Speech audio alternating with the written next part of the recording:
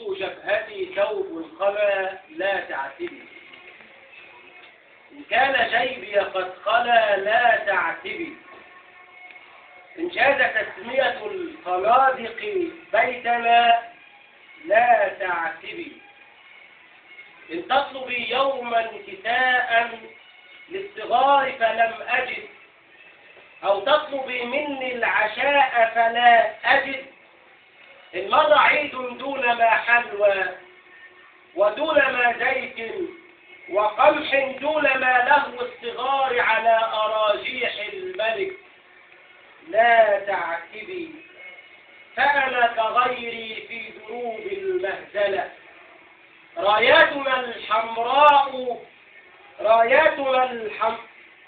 فأنا كغيري في دروب المهزلة، لسنا ذوي جاه ولا راياتنا الحمراء ترفع الصلة، إني أنا اللحن النشاد بمسمعيه، فكيف ينبت نهره لي سنبلة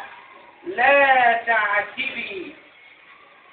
ولدي تصبر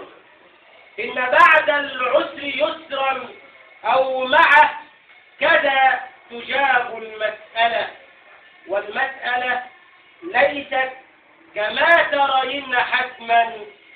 زوجتي، أنا فارس لكن خيلي متعبة، بيني وبين الشمس أحراش الملك، نصبوا لنا في كل شبر مقصلة، كيف المجاد، أنا الذي أبديت وجهي سافرا قد كان، لو أني هويت الأقنعة، لو أنني قد كنت يوما إمعة، يا زوجتي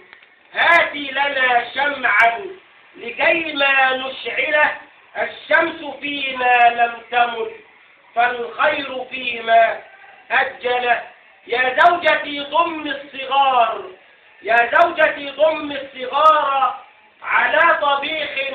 زائف وتعللي، فالنوم سلطان يجب الألسمة، الدار كل الدار بعض من سنة، فدع العتاب فذا اغتراب، والغريب متى يحوز الأوسمة، تنوي السفائن الارتحال ونحن فيها أشرعة، إني إلى درب السعادة فاركبي لا ترغبي عنا، فإن الغول فارق مكمله، ما كان ذاك الذل فوق جبيننا إلا رماد،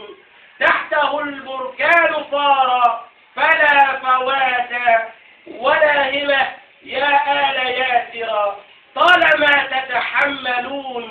لم تضاموا، وعد ربي وربي ذاك يوم الزلزلة، يا زوجتي صبرا جميلا مستحيل أن تدوم المهزلة. الله